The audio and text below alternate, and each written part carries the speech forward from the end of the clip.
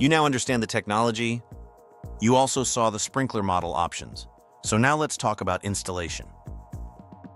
In Module 3, we will show you the different installation options and the components that go into each configuration. Let's talk about the components that go into this installation using a 180-degree gooseneck on flexible hose. Start with the gooseneck coming from the main line. This will be a barb outlet connection. Next, we have the hose clamp, which holds the flexible hose in place. On the other end of the flexible hose is another hose clamp that secures the fitting. The pressure regulator is connected after the fitting using the 3/4-inch male NPT threads. On the i-Wob 2 installation shown, the sprinkler is mounted next with the universal magnum weight below. For the Xi-Wob installation, you will install the universal magnum weight above the sprinkler.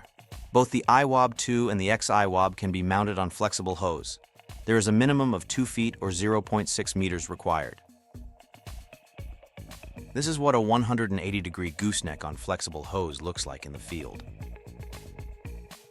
Only the Xi-Wob can be mounted on rigid or semi-rigid PE or steel drops. Do not use PVC. This installation should be no more than 1 foot or 0.3 meters below the truss rod.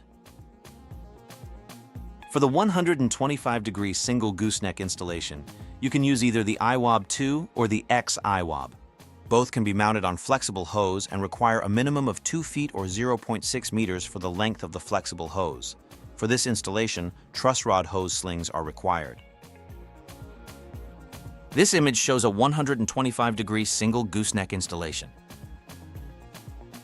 For the 125-degree double gooseneck installation, you can use either the i-Wob 2 or the Xi-Wob. Both can be mounted on flexible hose and require a minimum of 2 feet or 0.6 meters for the length of the flexible hose. For this installation, truss rod hose slings are required. Here is an example of a 125-degree double gooseneck installation.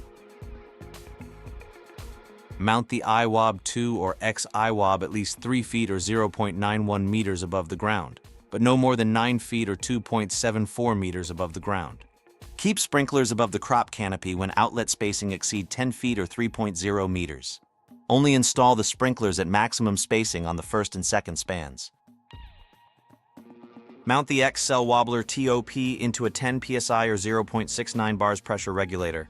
Install the regulator in the pivot mainline by using a 3/4-inch galvanized or stainless steel nipple, or into a Senninger reinforced thermoplastic nipple. Do not manifold 2 or more sprinklers from a single outlet. This is a Xcel-Wobbler top-of-pipe installation in the field. Thank you for watching to learn about the different installation options for our Wobbler Technology sprinklers. There are more modules available on our YouTube channel, so be sure to check them out.